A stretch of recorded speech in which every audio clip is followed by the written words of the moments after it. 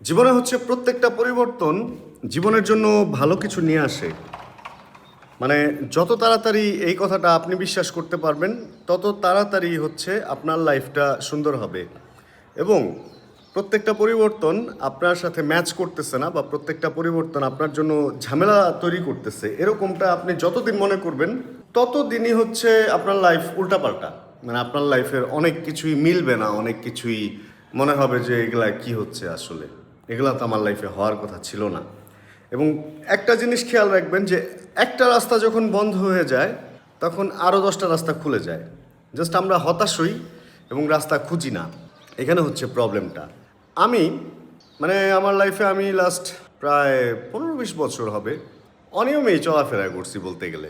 মানে দেখা গেছে এমনও হয়েছে ঘুম থেকে উঠতে উঠতে দিনের আলো পাই না, এই জন্য একটু আগে উঠে দেন ভিডিও শ্যুট করতাম, এমন দিনও গেছে।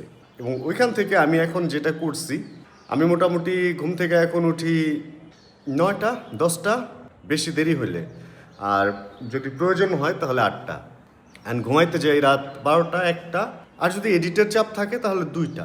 এর মধ্যে মাস্ট মানে বিছানাতে আমাকে যেতেই হবে। এরপরে হয়তো অনেক সময় ফোন স্ক্রোলিং করি, এই অভ্যাসটা থেকেও বের হইতে হবে আমার। ওইটা শেষ করতে করতে হয়তো আধা ঘন্টা, এই তো এর মধ্যে ঘুমায় যাই। সবচেয়ে যেটা ভালো কাজ করছি, আমি চেষ্টা করি দুপুর 12টার মধ্যে জিমে ঢোকার জন্য, অ্যান্ড এইটা খুব একটা ইম্পর্টেন্ট ভূমিকা পালন করছে আমার লাইফটা চেঞ্জ করার জন্য। প্রচুর রোদ, সরি আমি তাকাইতে পারতেছি না। তো মানে এক্সারসাইজ অ্যান্ড ফুড হ্যাবিটটা যদি চেঞ্জ করতে পারেন তাহলে লাইফটা আসলে যে কত সুন্দর, এটা শুধুমাত্র ওইখানে ঢুকলেই আপনি বুঝতে পারবেন। এমনি এমনি আপনি বুঝতে পারবেন না। আমি যে এখন বলতেছি আপনার কাছে মনে হবে যে জ্ঞানের কথা বলতেছি বা কিছু একটা, বাট যখন আপনি মনে করবেন মানে আপনি এখানে যাবেন, আপনি এখানে ঢুকবেন, তখন মনে হবে যে না, লাইফটা আসলে বিউটিফুল। অ্যান্ড আমি মনে করি প্রত্যেকটা মানুষেরই যারা সাবালক সাবালিকা হয়েছে তাদের এক্সারসাইজ করা উচিত। কারণ ভাই, একটা বয়সের পরে ডাক্তার বলবে যে শারীরিক পরিশ্রম বাড়ান, শারীরিক কসরত বাড়ান, অ্যান্ড ওই টাইমে জিমে যাওয়ার চেয়ে আপনি যদি আগে থেকে যান তাহলে আপনি রেডি থাকলেন, ফিট থাকলেন। অ্যান্ড শারীরিক ফিটনেসটা এমন একটা জিনিস ভাই, এটাতে যা করবেন তাই ভালো লাগবে। আপনি হাঁটবেন, এটাও ভালো লাগবে। আপনি শুইবেন, ঘুমাবেন, আপনি ঘুম থেকে উঠবেন, এটাও ভালো লাগবে। আপনি আপনার পার্টনারের সাথে থাকবেন, সেটাও ভালো লাগবে। আপনার মানে আপনিও খুশি, আপনার পার্টনারও খুশি। ব্যাপারটা এরকম, সব কিছু তো খোলামেলা বলা যায় না। সার্বিক সব দিক থেকে ভাই আপনি অনেক ভালো ফিল করবেন প্রত্যেকটা মুহূর্তে। এই জন্য আমি বলবো প্রত্যেকটা মানুষের, আমাদের দেশে এখন যে অবস্থা হয়েছে, মানে বর্তমান যে পরিস্থিতি, কোনো পার্ক বা খেলাধুলার জায়গা নেই, এই জন্য জিমটাই মনে হয় সবচেয়ে ভালো জায়গা। কালকে একটা ঘটনা হয়েছে ভাই, ঘটনাটা বেশ ইন্টারেস্টিং। কালকের ঘটনাটা বেশ ইন্টারেস্টিং। এক লোক রাস্তায় দৌড়াইতেছে, মানে একটা গলির ভিতরে রাতে দৌড়াইতেছে, আর আমি তার পেছনে পেছনে সাইকেল চালাইতেছি। মানে তার স্পিডটা ছিল আমার সাইকেলের সমান। সে সুন্দর, তার বয়সও মোটামুটি ভালো, দাড়ি মোছ সাদা হয়ে গেছে সব। আর দৌড়াইতেছে দৌড়াইতেছে দৌড়াইতেছে, এই অবস্থায় কি হয়েছে দেখেন, তার সামনে থেকে যেয়ে দেখতেছে সে, ভাই কি হয়েছে কি হয়েছে, কিছু হারাইছে? ভাই লোকটা ট্রাউজার পরে, লোকটা কেটস পরে দৌড়াইতেছে রাস্তায়। কি হয়েছে কি হয়েছে, কিছু হারাইছে? সিরিয়াস সবাই। অবস্থাটা চিন্তা করছেন, পরিবেশ পরিস্থিতি এমন নাই যে আপনি রাস্তায় এক্সারসাইজ বা দৌড়াবেন, মানুষ ভাববে আপনি অসুস্থ, আপনি এই সেই, মানে আপনারা উল্টাপাল্টা বানায় ফেলবে। জিম জয়েন করেন ভাই, এক্সারসাইজ করেন, এটা খুবই ইম্পর্টেন্ট একটা জিনিস লাইফের জন্য। এখন আমি জিমে যাবো, এই জন্য আপনাদের এত কথা বললাম। ওকে, স্টার্ট দিয়ে দিছি বাইক। আর এই বাইকটার স্টার্টের যে প্রবলেমটা ছিল ওইটা ঠিক হয়ে গেছে। ওই যে থ্রোটল বডিতে মনে হয় প্রবলেম বা কী যেন, মানে প্রবলেম না, ময়লা টয়লা জমছিল হয়তো। আসলে আমাদের দেশের তেলের অবস্থা তো ভালো না। আর এটাতে যে হর্নের যে ঝামেলাটা হয়েছিল, হর্নের ঝামেলাটা হচ্ছে ব্যাটারিতে যে লাইনটা ছিল না, ব্যাটারির ওই লাইনটা লাগাইছিল না, মানে রিলের লাইনটা লাগাইছিল না। ব্যাপারটা এমন হয় অনেক সার্ভিস সেন্টারে একজন খুলে আরেকজন লাগায়। এটাতে যে রিলে করা, এটা হয়তো যে লাগাইছে সে তারটা দেখে নাই, সে তারটা লাগায় নাই, অ্যান্ড কাজটা হয় নাই। এ হলো অবস্থা। চাক্কা ঘুরে, আহারে চাক্কা আসলে মোবিল বেশি দিছি দেখে মনে হয় ঘুরতেছে। এরপরে এই একটু বালি দিয়া দেই চাকায়, চাকির তাহলে আর ঘুরবো না, আটকায় যাবো। আরে দুষ্টু রে। আচ্ছা, এক্সারসাইজ নিয়ে আজকে একটু কথা বলি আপনাদের সাথে। এক্সারসাইজের যেই ব্যাপারগুলো, এটা আমার হচ্ছে অনেক আগে থেকে আমি এক্সারসাইজের সাথে সম্পৃক্ততা আমার ছিল। কারণ আমি একটা সময় মানে আমার লাইফের, প্রফেশনাল লাইফের যখন শুরু করি তখন এক্সারসাইজ, এই ভাই আসসালামু আলাইকুম। তো তখন যেটা হয়েছিল, তখন হচ্ছে আমি জিম লাইনে জব করতাম। মানে ট্রেনিং করাইতাম আর কি, কারণ বেশ কয়েক বছর ধরে, অনেক আগের কথা, তখন আসলে এত ইউটিউব বা এই ধরনের ব্যাপারগুলো এত পপুলার ছিল না, এইভাবে মানুষ টিউটোরিয়াল বা এই জিনিসগুলো দিত না। তো দেখা গেছে যে আমরা যারা 2-4-5-7 বছরের এক্সারসাইজ এক্সপিরিয়েন্স ছিল আমরা এই ট্রেনিং করাইতাম। তো আমি 2টা জিমে জবও করছি এক সময়, ওই সময়টায়। তো এই জন্য এই লাইনটা সম্পর্কে আমার একটু ভালো একটা মানে এক্সপিরিয়েন্স বা ভালো একটা আগ্রহ ছিল। আর তারপরে যেটা হইলো, আমি বিভিন্ন রকম অ্যাক্সিডেন্ট অ্যান্ড এই ধরনের হাড্ডিগুড্ডি ভাঙ্গা ভুঙ্গা সার্জারি, লিগামেন্ট, এই সব কিছু হওয়াতে দেখা গেছে যে এই লাইন থেকে আমি বের হয়ে গেছিলাম। মানে এই লাইনে আর আমি থাকতে পারি নাই বা টিকতে পারি নাই। আচ্ছা, আমি তো এখান থেকে এদিকে যাব না, আমি ঘুরবো। এদিকে অনেকগুলো জিম আছে, এটা হলো বারেক মোল্লা মোড়। এখানে যদি আপনারা আসেন দেখবেন যে এদিকে মানে জিমের শেষ নাই। এদিকে ডানে বায়ে উপরে নিচে তাকাইলে অনেক জিম দেখতে পারবেন। নট অনলি বারেক মোল্লা মোড়, এদিকে শুরু করে ফুল 60 ফিট রোডে প্রায় 5-7টা জিম তো আমারই দেখা আছে, আর এর চেয়ে বেশিও থাকতে পারে। এর মধ্যে লেডিস জিম আছে, কম্বাইন্ড জিম আছে, তারপর মানে আলাদা আলাদা আছে, লেডিস আলাদা, জেন্টস আলাদা, এরকম অনেকগুলো জিমই এখানে আছে। অ্যান্ড ইন্টারেস্টিং ফ্যাক্ট হচ্ছে 60 ফিট রোডে আপনি একমাত্র 1 বছর 2000 টাকা দিয়ে জিম করতে পারবেন। এই ধরনের এখানেও একটা কি জিম যেন আছে, কি পাওয়ার সার্চ বা এরকম কিছু শুনলাম, 15 মাস নাকি 2500 টাকায় ওনারা দেয়। এখানে একটা জিম আছে গেট ফিট, অ্যান্ড এটার সম্পর্কে আমার জানা নাই, মানে টাকা সম্পর্কে আমার জানা নাই। তারপরে সামনে আরেকটা আছে ইয়ামাহা শোরুমের উপরে, ওটার নাম হচ্ছে কি জানো, ফিটনেস প্ল্যানেট মেবি। তো এই অনেক জিম এদিকে। আপনারা, আমি বলবো যে জিমের সাথে সম্পৃক্ততা রক্ষা করেন, মানে জিমে যাওয়ার অভ্যাস করেন, দেখবেন লাইফটা সুন্দর। আর সাপ্লিমেন্ট নিয়ে আমি সামনে ভিডিও বানাবো, যেহেতু এগুলা নিয়েও আমি পড়াশোনা করছি। সাপ্লিমেন্টের ব্যাপারটা হচ্ছে, এইটা যদি আপনার প্রয়োজন হয় তাহলে আপনাকে এটা ছাড়া বিপদে পড়তে হবে, আর যদি এটা প্রয়োজন না হয়, মানে যেই সাপ্লিমেন্টটা আপনার প্রয়োজন না ওইটা আপনি নিলে আপনাকে বিপদে পড়তে হবে। এই যে এখানে একটা আছে ফিটনেস প্ল্যানেট। তো এই জন্য এগুলা নিয়ে প্রশ্ন থাকলে আমাকে করেন, আমি জানাবো। কারণ বডিতে যে জিনিসটা দরকার ওটা আপনার খাইতে হবে, আর খাইতে না পারলে সাপ্লিমেন্ট নিতে হবে। আবার বডিতে যে জিনিসটা আপনার আছে বা প্রয়োজন পড়তেছে না, ওইটা যদি আপনি নেন সাপ্লিমেন্ট স্বরূপ, তাহলে ওইটা আপনার কিডনিতে এফেক্ট করবে। যে কোনো জিনিস ভাই, অতিরিক্ত খাইলে প্রবলেম হবে, একটা কথা আছে না? আপনার যতটুকু দরকার অতটুকু খাইলে কোনো ঝামেলাই নেই, সেটা ন্যাচারাল ফুড খান বা সাপ্লিমেন্ট খান। সাপ্লিমেন্টটা যে ন্যাচারাল ফুড না ব্যাপারটা তাও না, সাপ্লিমেন্টটাও ফুড সাপ্লিমেন্ট, অ্যান্ড ফুড থেকেই ওই সাপ্লিমেন্টটা নেওয়া হয়েছে। ওটা ড্রাগ না, কিন্তু একটা হচ্ছে ড্রাগ, একটা হচ্ছে সাপ্লিমেন্ট। তো আপনাকে বুঝতে হবে আপনি কি ড্রাগ খাচ্ছেন নাকি সাপ্লিমেন্ট খাচ্ছেন, আপনি কি নাপার ট্যাবলেট খাচ্ছেন নাকি আপনি সাপ্লিমেন্ট খাচ্ছেন, এটা অবশ্যই আপনাকে বুঝতে হবে। আপনি কি ফিশ অয়েল খাচ্ছেন, দেখতে ট্যাবলেট দুইটাই, তাই না? আপনি কি ফিশ অয়েল খাচ্ছেন নাকি নাপা খাচ্ছেন প্যারাসিটামল, এটা আপনাকেই বুঝে দেন ব্যাপারটা ক্লিয়ার করতে হবে। আমি এখানে ভাই কেন উঠায় দিলাম জানেন?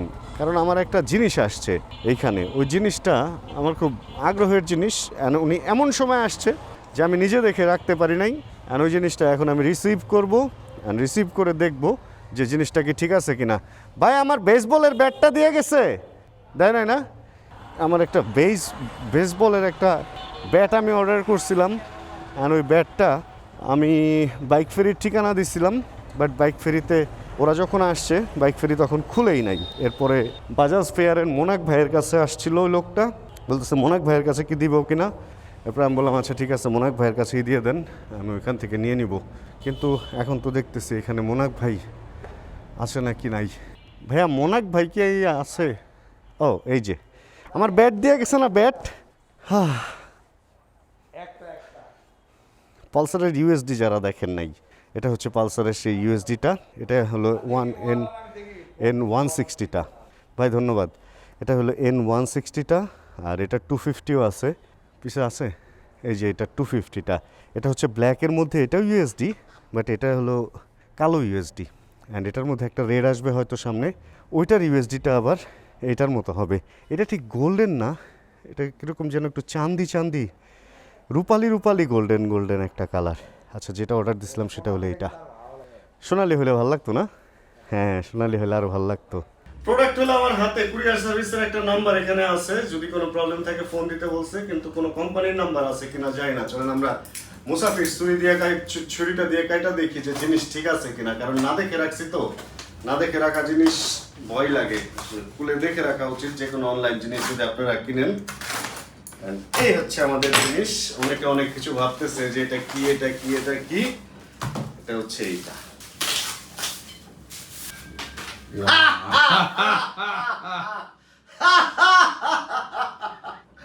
কিন্তু এই দাগ তো ফ্রেশ জিনিস দেয় নাই, এই যে দেখেন ভাই এটা তো বেআইনি না? এখন আর বেআইনি নাই ভাই, এই দেখেন স্পট আলা জিনিস দিছে। একটু দিবেন, আমি একটু 5 মিনিট বাইরে আমার একদিন আর কিছু না। পুরোটা মেটাল ভাই, পুরোটা মেটাল। এটা লাইট ওয়েট, বাট ও মা লাইট ওয়েট না তো, লাইট ওয়েট না রে ভাই। দাগটা আর সাথে একটা ব্যাগ আছে। আরে বাহ, অত মানসম্মত না যদিও ব্যাগটা। গ্রিপটা আশা করি না, গ্রিপ এরকম কেন? গ্রিপটা একটু এটা একটু ভালো হতে পারতো না, মনে হচ্ছে কষ্টে পেঁচায় দিয়ে দিছে। কষ্টে বা পেছায়নি, মানে খুবই লোয়া, মানে গ্রিপটা একটু ভালো হতে পারতো। একটু ভাই এখানে ঢোকাইলে কি অবস্থা হয়? গ্রিপ তো ভাই আসলে কষ্টে পেঁচায় দিয়ে দিছে। গ্রিপটা একটু ভালো হতে পারতো না? কষ্টে পেঁচাইছে না? হ, এটা কষ্টে পেঁচায় দিয়ে দিছে। দেখছেন দাগ? এই হলো অবস্থা। এইভাবে দিয়া মানে এইভাবে এটার ভিতরেও তো ঢুকা যায় না, বড় ছোট করা যায় না। এই ভাই কাস্টমার আসছে। আচ্ছা এটা বাদ এখন।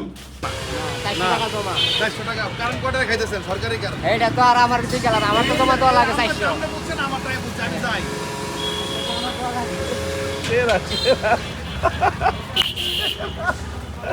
তুমুল বাকবিতন্ড হইল, তুমুল। আমরা এখন একটু স্টেডিয়ামে যাইতেছি। কি কিনবেন ভাই? ওই কিছু ফার্নিচার বাদ পড়ছে কিছু ফার্নিচার বাদ পড়ছে। আর আমার যেটা হলো, আমার একটা আয়না লাগবে, আয়না। আমি যেতেছি আয়না দেখার জন্য। আর হলো আমরা আরে আয়না বলতে ওই যে ওয়ার্ড্রপের মধ্যে ইয়ে আলমারির মধ্যে আয়না থাকে না, ড্রেসিং টেবিল দেখিব আমি। ড্রেসিং টেবিল না, ওই যে কাপড় টাপড় রাখে ওই র্যাকের মধ্যে আয়না থাকে আজকাল, আলমারির মতো থাকে না, শেলফ ওয়ার্ড্রপ না, ওই যে ওটি আর কি। আচ্ছা যাই হোক, আমরা একটু জিমে গেছিলাম, একটু ব্যায়াম ট্যাম করছি। আর মনে হইতেছে বেসবলের ব্যাটটা কিনা ওটা নিয়ে ঘুরি, কিন্তু আসলে ঘোরাটা উচিত হইব না। এখন একটু স্টেডিয়ামে যাবো, তারপর আজকে আবার আমাদের ইসের দাওয়াতও আছে, ইফতারের দাওয়াতও আছে। যদিও অনেক ক্ষুধা লেগে গেছে ব্যায়াম ট্যাম করে অলরেডি, বাট ওয়েট তো করতেই হবে, আর 2 ঘন্টার মতো ওয়েট করতে হবে। এরপরে আমরা ফাটায় খাবো আজকে। আজকে আমাদের খাবার হচ্ছে টুপি চত্বরে আমরা এই ইফতারের আয়োজন করছি। দেখেন ইফতারের দোকান অলরেডি বসছে। তো টুপি চত্বরে হচ্ছে আমরা আজকে ইফতার করবো। মোটামুটি আমাদের টুপি চত্বরের যত মেম্বার আছে সবাই মিলে। এর আগে আমরা একটা পিকনিকও করছিলাম ওইখানে, আর আজকে হবে ইফতার। চলে আসছি হচ্ছে আমরা আবার বাইকে, টুপিতে আসছি এবার ইফতার করতে। ফার্নিচার কেনা শেষ, কিনে আমরা ভ্যানে ভাড়া করে উঠায় দিচ্ছি। কারণ আজকে আমরা একটা ফাঁকা টুপি দেখতে পারবো। আমার বাইক ফেরির সামনে, ওরা বন্ধ করে ইফতার করতে চলে গেছে, বাইক রয়ে গেছে। দেখেন ডিফারেন্ট টাইপের টুপি, কোনো কিচ্ছু নাই, কোনো বাইক টাইকের ভিড় নাই। আর এই যে জীবন সাহেব, ও ইন্টারেস্টিং একটা ব্যাপার, ইন্টারেস্টিং না একটা দুঃখের ব্যাপার হচ্ছে আমাদের জামা কাপড় আমরা জিমে যেটা পরছি এক্সারসাইজ, ওইটা পরে আমরা 2 জন আসছি। 2 জনের অবস্থা খুব খারাপ, মানে একদম। আমি জাস্ট অজুটা করছি হচ্ছে বাজাজে, দেখেন পা এখনো তোলা, বাজাজে অজু করে দেন এখানে আমি চলে আসছি। অল্প কিছু বাইক কোন জায়গায় করছে, ওই যে ওইখানে দেখেন প্লেট দিয়ে অ্যারেঞ্জমেন্ট করতেছে। এই যে এখানে মোশারেফ ভাই চলে আসছে, জীবন ভাই চলে আসছে, শুভ ভাই চলে আসছে। আর চলেন দেখি ভেতরের অবস্থা। এই যে হচ্ছে দেখেন সব কিছু রেডি করা হইতেছে, 1 টাইম প্লেট, খুব সুন্দর ডিজাইনের। অ্যান্ড এখানে হচ্ছে হলো কাটাকাটি, এই যে সবাই কাটতেছে। সুন্দর একটা ইফতারের প্রোগ্রাম অ্যাটেন্ড করলাম, ইফতার করলাম, কিন্তু এর মধ্যে বাইকটার প্রচুর ধুলা পড়ছে, কারণ দুপুর থেকে আমি বাইকটাকে এখানে ফেলে রেখে চলে গেছিলাম। যেটা হয়েছে, জিম থেকে বের হয়ে দেন ওই ফার্নিচার কেনা এবং এই মুভমেন্টগুলো করার কারণে শরীর এত পরিমাণ টায়ার্ড লাগতেছে যে অবস্থাটা আসলে বেশ বাজেই বলা যায়। আর ক্যামেরার নাইট মুডটা মাত্রই অন করলাম, অন করে হচ্ছে এই যে বের হইলাম। এইখান থেকে কি বাইক পড়বে ধাপ্পাস দিয়ে? পড়িস না বাইক বাবা, পড়িস না। চলো চলো চলো নাইট মুডে রেকর্ড করি। এখন থেকে যদি ধরেন কোনো একটা শহরে যাই, ওই শহরে গিয়ে যদি রাতে ঘুরতে বের হই, তাহলে ওইখানকার রাতের ফুটেজগুলা নাইট মুডে হচ্ছে এরকম হবে যেরকমটা আমরা এইখানে দেখতে পাচ্ছি। সুন্দর লাগতেছে না? মোটামুটি চলে, তাই না? আসলে ডিজের এই জিনিসটাই ভালো যে নাইট মুডেও মোটামুটি ভালোই ক্যাপচার করা যায়। আর আরেকটা ব্যাপার, সাউন্ড হচ্ছে আমি মাইক্রোফোন 0-তে দিয়ে রাখছি, কোনো গেইন প্লাস করি নাই। বাট এটারে যখন এডিটিংয়ে যাই তখন একটু লেভেলটা আপ করে দিই, লেভেলটা একটু বাড়ায় উপরের দিকে উঠায় দিতে হয় ভলিউমটা, তাহলে সুন্দর একটা আউটপুট আসে।